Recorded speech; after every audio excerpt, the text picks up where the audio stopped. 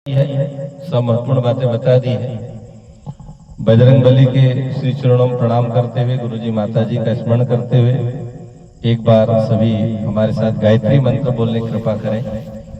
आज हमारे बड़ेदार साहब ने शुरुआत करी, वो मंत्र छोड़ दिया था, भूल गया मैं बजरंग बली को याद करते करते, इसलिए आइए एक बार गायत्री मंत्र जरूर बोले। पहली बार भूला। सद्बुद्धि का मंत्र है। माँ गायत्री सबको सद्बुद्धि दे, सदमार्ग पर चलाए।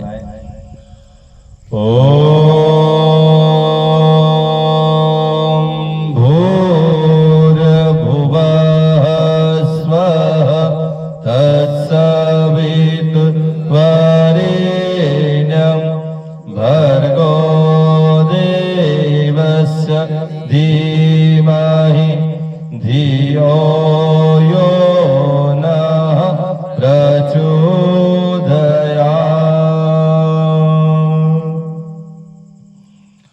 रामायण में बड़ा ही महत्वपूर्ण शब्द गोस्वामी तुलसीदास जी ने कहा है, बड़े भाग मानुज तन पावा, सुर दुर्लभ सद ग्रंथ न गावा।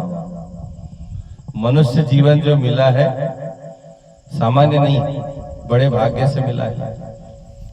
और मनुष्य जीवन के बारे में कहा है, दूसरे जीवन के बारे में नहीं कहा। बड़े भाग भैंस तन पावा, बड़े भाग गाय तन पावा, पक्षी तन पावा, ऐसा हाथी तन पावा, घोड़े तन पावा, कुत्ते तन पावा, ऐसा कुछ नहीं कहा। क्यों कहा? मनुष्य से बड़ा कुछ भी नहीं। अभी अपन यहाँ सब बैठे हैं तो कौन है? मनुष्य। अभी यहाँ बीच में कोई कुत्ता आ जाए, बिल्ली आ जाए, बैठने देखे? जीव तो वो भी, पर बैठने देखे? और आज तक कहीं कथा हुई तो कुत्तों के लिए कथा हुई क्या? गाय भैंस के लिए कथा हुई क्या? हाथी के लिए कथा हुई क्या? नहीं हुई।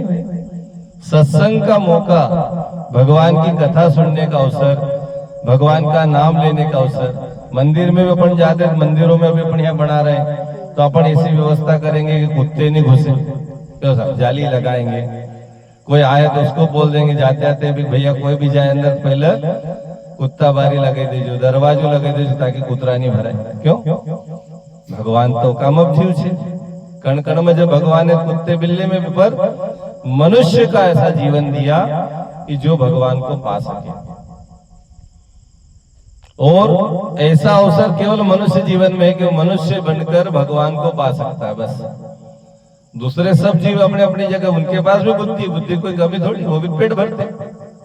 एक चींटी भी, उसको भी पता लग जाता है कि कहां पर मीठा रखा हुआ है, कहां पर अनाज रखा हुआ है।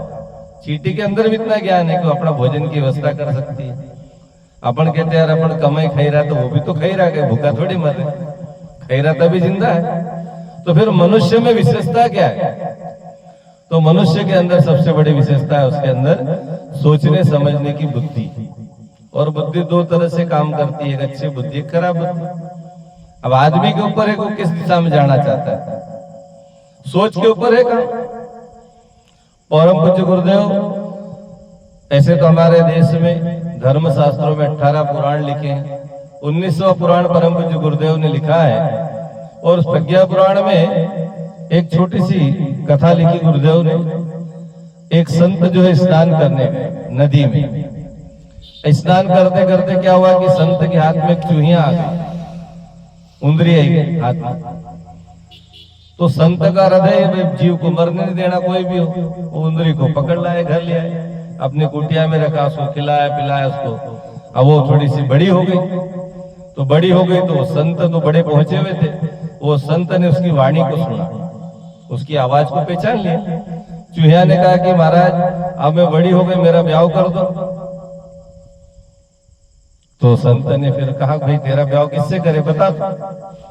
संत ने बताया, आकाश में सूरज को बताया कि भाई बड़ा तेजस्वी है, प्रखर है, इसकी सब लोग पूजा करते हैं, तेरा ब्याह सूरज से करा देते हैं।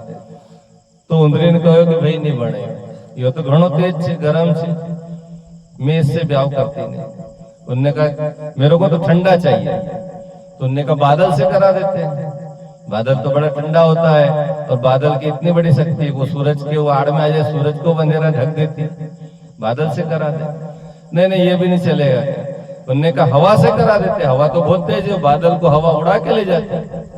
उससे करा देते। तो चूहिया ने बोला, उंदरी ने बोला कि नहीं, इससे भी नहीं कराए।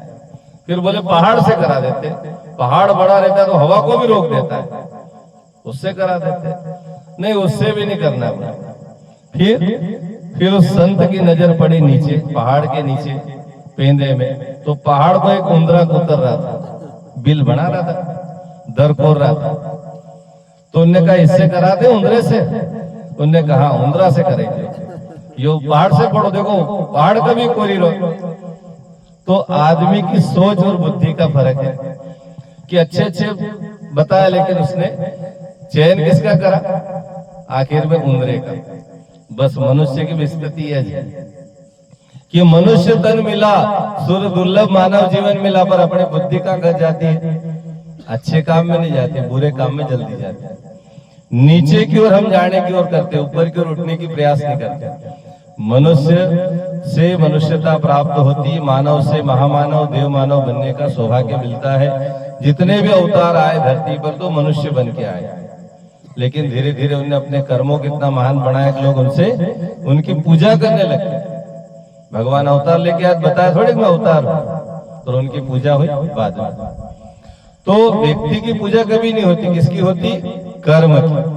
अपने गांव में कोई अच्छा व्यक्ति हो तो सब उसको मानते हैं कि नहीं यार ये अच्छा आदमी, और खराब आदमी हो तो कहते यार ये तो बहुत खराब है।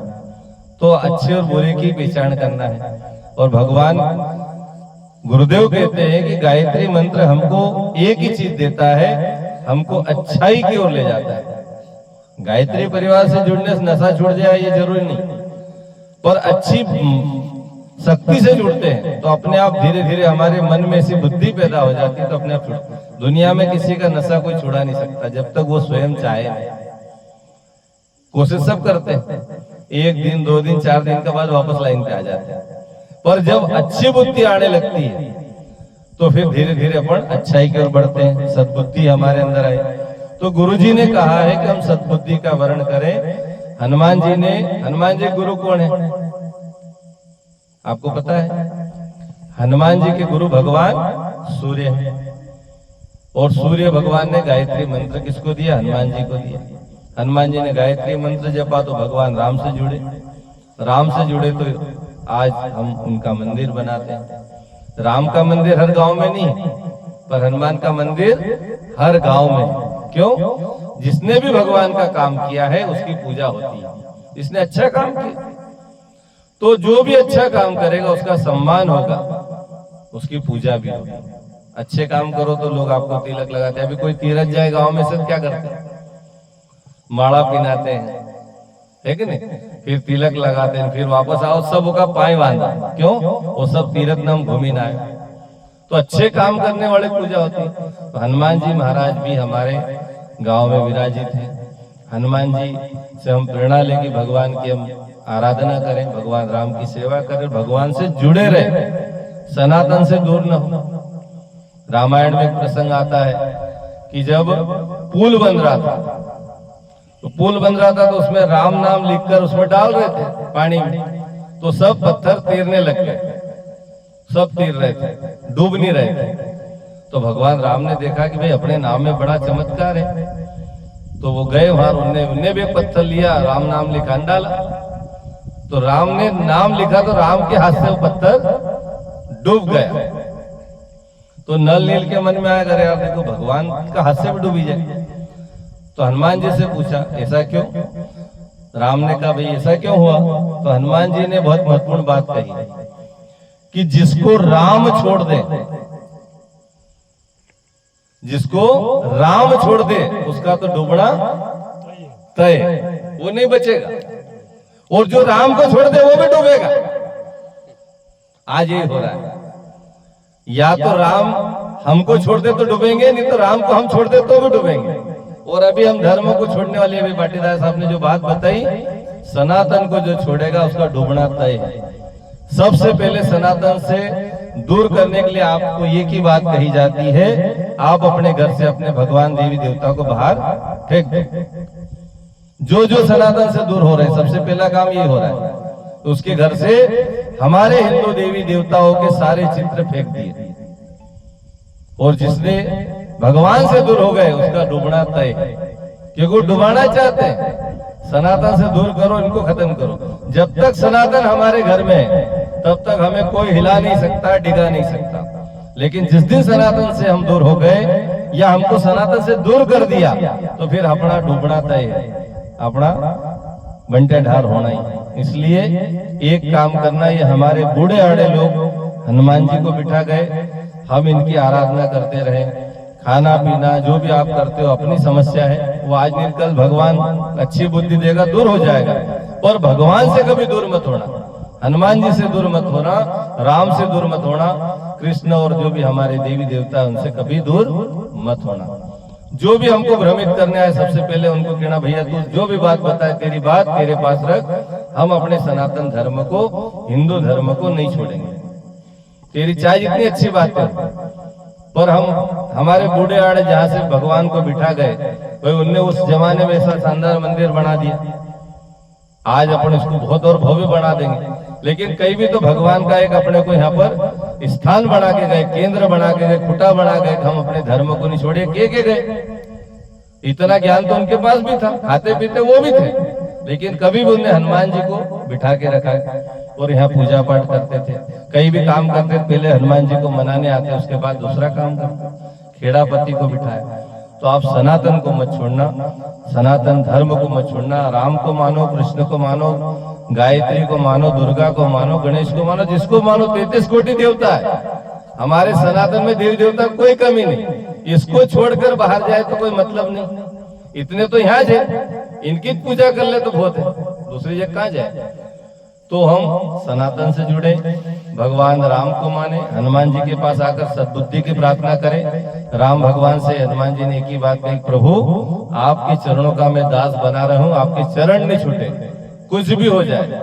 तो ऐसा हमें सौभाग्य मिला कि आप इतना भव्य यह हनुमान मंदिर बना रहे हैं। भगवान राम की और भगवान हनुमान की कृपा आप पर सदैव बनी रहे, और आप इस मंदिर को इतना भव्य बनाओ कि आसपास के 10 गांव के लोग यहाँ पर देखने आए। ऐसे हम भगवान से प्रार्थना करते हैं। आइए दीप यज्ञ के माध्यम से दीपक जलाकर ये प्रार्थना करेंगे। गांव में रहने वाले सारे भाई बहन धर्म से जुड़े रहे, अध्यात्म से जुड़े रहे, गायत्री परिवार से जुड़े, अच्छी बात है। और भी अपन कोई धर्म से जुड़े हो तो उससे भी जुड़े, लेकिन सनातन को छोड़कर कहीं न जाए, ये हम प्रयास करें। आइए इन दिए उनको जला लें, दीपक उनको जला लें, फिर हम सभी भगवान से गायत्री मंत्र से प्रार्थना करेंगे, सबका कल्याण हो, से प्रार्थना करेंगे। दीपक जलाएं, दीपक जलाए ना। हम तो ये प्रार्थना करें कि अगला दीप यज्ञ अपने भव्य छत के नीचे होए, बहुत मजेदार, बहुत जल्दी से जल्दी छत बने। नहीं हो जाएगा। बहुत जल्दी होगा। सनातन की जिसके अंदर मतलब ये 30 है वो जरूर कर पाएंगे। आइए दीप जलाइएगा। दीप यज्ञ यहाँ से शुरू होगा। ग्राम टोनगांव में यह कार्यक्रम हो रहा है। हनुमान जी के भव्य मंदिर की तैयारियां चल रही है। कुर्सी हाइट हो चुका है और वेदी तैयार हो रही है। ओम अग्निरज्योति